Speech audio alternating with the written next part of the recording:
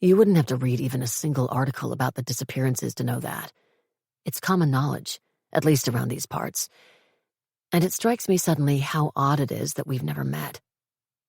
The Connors have held a lot of real estate in my mind over the years, but no one in either family, hers or ours, has ever gotten in touch with anyone in the other.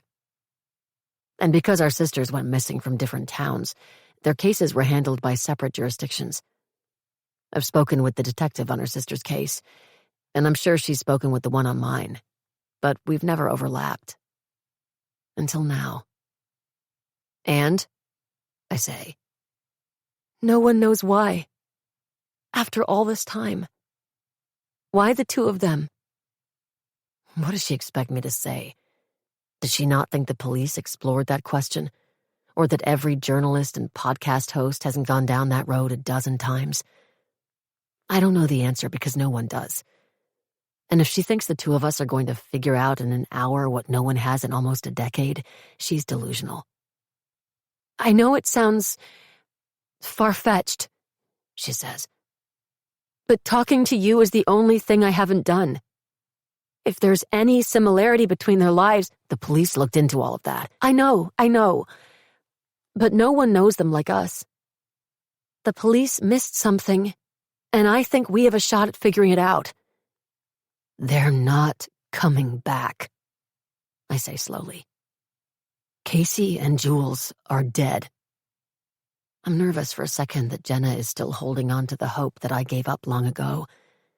The hope that because the bodies of our sisters were never found, they could still be out there, alive. But she just says, I know. Then why are you doing this? What's the point? It's complicated. There's something in her eyes, something she's not telling me. But according to my phone, I now have 2 minutes to get to the bus stop. Right. Well, I'm sorry, but I have to go. Nick, please, just give me an hour. I promise I'll leave you alone after that. Look, I say, I've spent 7 years trying not to think about everything I lost when Kasey disappeared. 7 years getting over the fact that my sister is never coming back. Although the truth is, I haven't been getting over anything.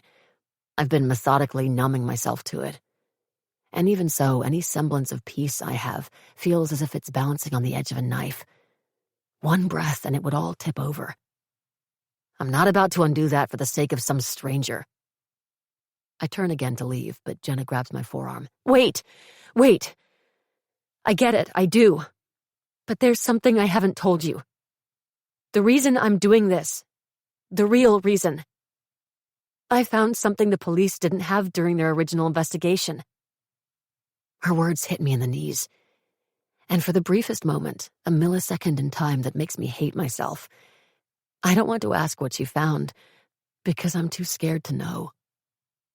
Jules's old diary, Jenna blurts out before I can say anything at all.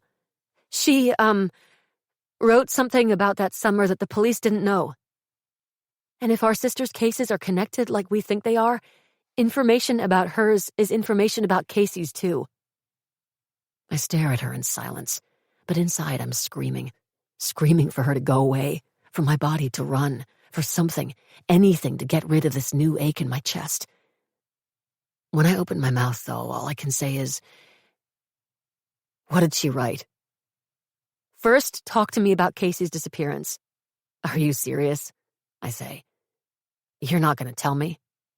I'll tell you, I promise. But only after you tell me about your sister's case. That's insane. I have a right to know. Look, Jenna says.